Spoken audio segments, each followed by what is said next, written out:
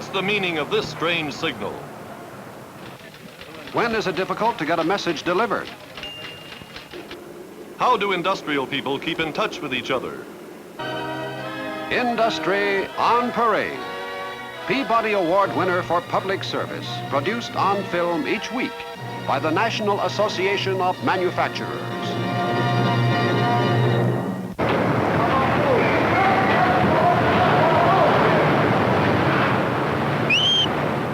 How to attract attention in an auto assembly plant. When you need more right-hand doors, make this sign. And in a few minutes, along come the needed doors.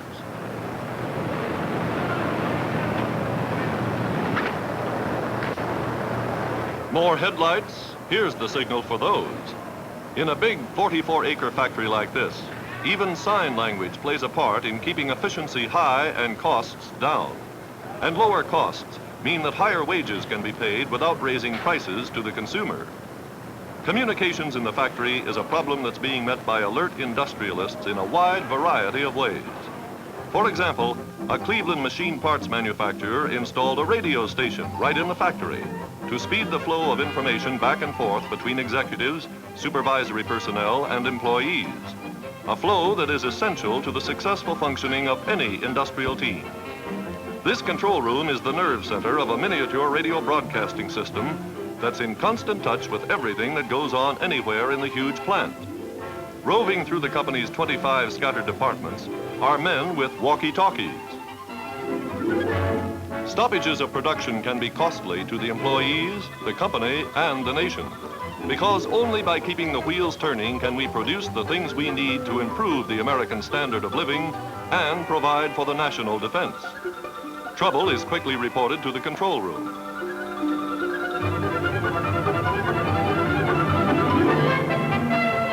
From the control room, the report is relayed directly to one of the 84 departments or executive offices that might be concerned with the trouble.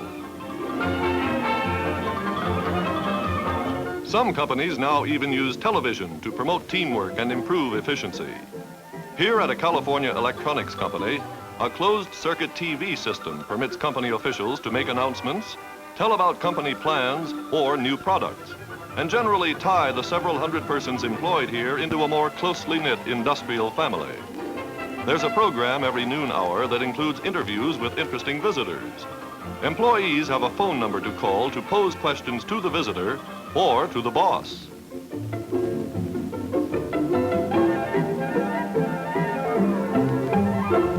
A big Michigan firm uses television even more spectacularly in spreading word about new products to employees in all parts of the country.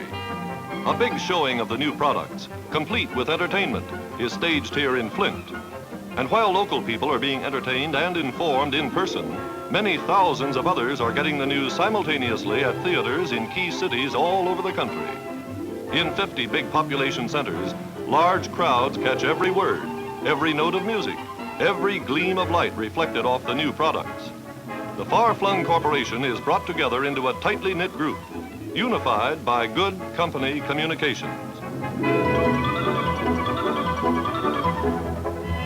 Company officials can talk to many thousands of their associates at one time.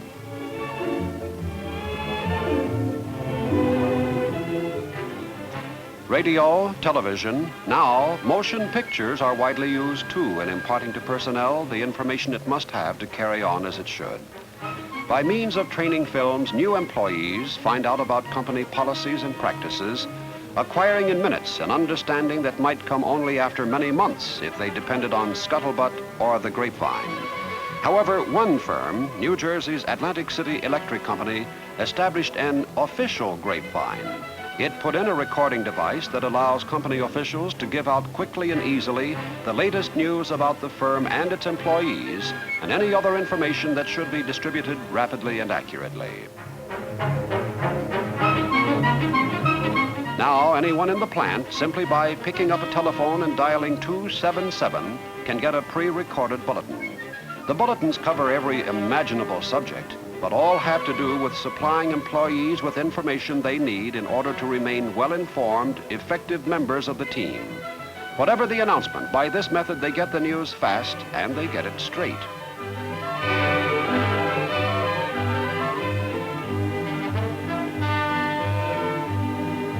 The old-fashioned bulletin board, of course, will never completely disappear, although its importance is often diminished by the 20th century improvements on it that we have just seen.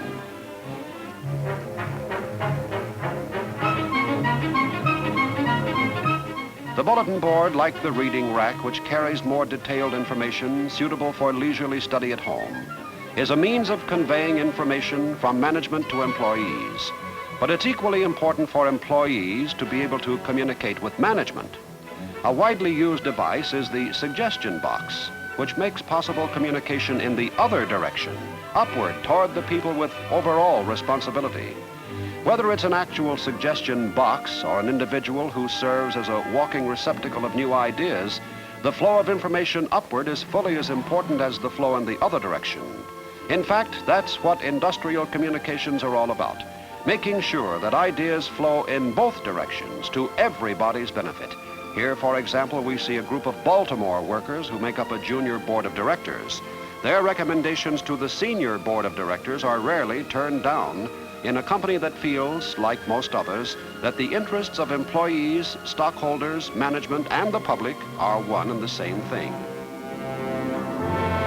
At a railroad shop in Huntington, West Virginia, for instance, as their company prepared to build a new maintenance shop, C&O employees got together during lunch periods and after hours to discuss what a railroad shop should be like.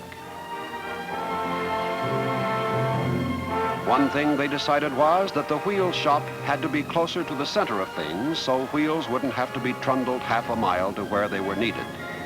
There were a lot of suggestions like that, many of which were incorporated into a 15 by 17-foot model the men put together on their own. Needless to say, management was delighted by this spontaneous demonstration of company spirit.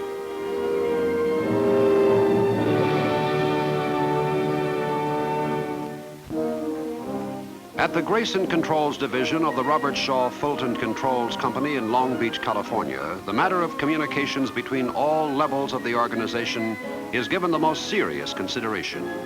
Here we see a meeting in progress at which an executive briefs foreman on company plans for the future. These are the supervisors of the plant's working force, the people who come into constant direct contact with the men and women who turn out the company's products. To most employees, the foreman is management. To top executives, he is the key man who serves as the chief communicator of vital information in both directions. And since the big job of those executives is to make things happen that otherwise would not happen, and since communications is a means of accomplishing this, their dependence on the foreman is considerable. Consequently, frequent, even daily briefing sessions are common throughout industry.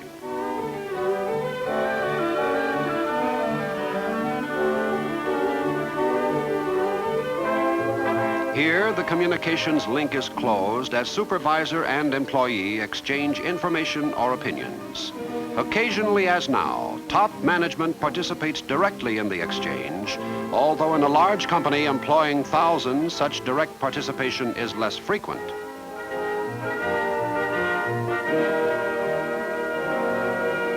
The interview in progress here is for the purpose of gathering information for the plant magazine, another means of communication in which this company excels. The reporter gets a laugh and an item that's likely to put this employee's name in print. Actually, the women normally work almost side by side, the news gatherer being among the magazine's spare time department correspondents. Bigger stories are handled personally by editor Joe McMillan, who's often accompanied by a photographer. These men are among the many who staff thousands of employee publications throughout American industry. Some plain, some fancy, the periodicals are designed to make sure that all employees receive all the news that affects the welfare of their companies and thus their own welfare and that of their families.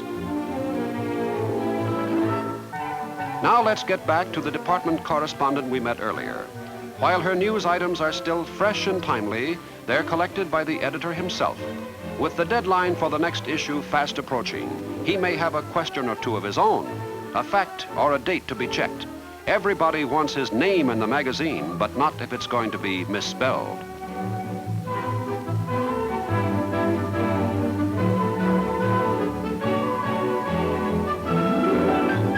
Back in the office, the editor and artist William Miller concentrate next on one of the spectacular covers that make their magazine famous among industrial journalists everywhere.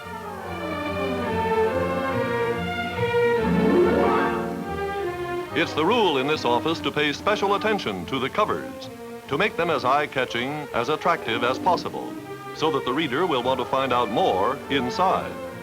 Employee publications, like newspapers and magazines of other kinds, must be read to be worthwhile. Unless the information is presented in an interesting manner, gaining a wide audience, the whole operation can be a costly waste.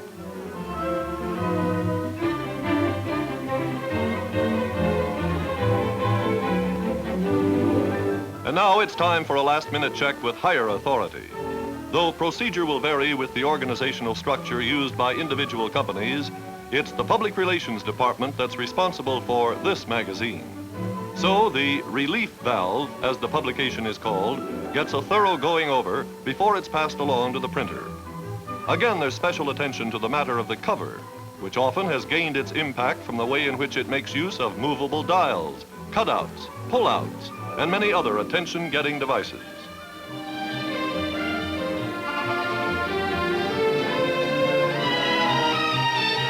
Some back issues serve to illustrate the point.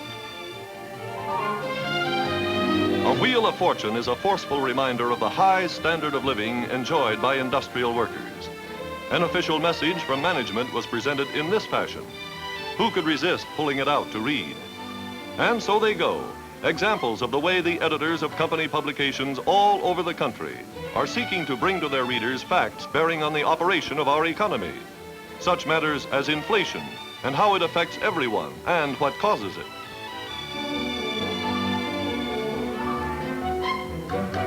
In homes across the nation, it is important for people to know that wasteful government spending harms everyone, that tax burdens that are too heavy hamper the ability of people to save and invest, and prevent business from growing as fast as it could and providing more and better jobs. Company publications let families like this know that management and labor, by working together and cooperating to prevent waste and produce more efficiently, can provide more of the good things of life for everyone and assure American preeminence in the world.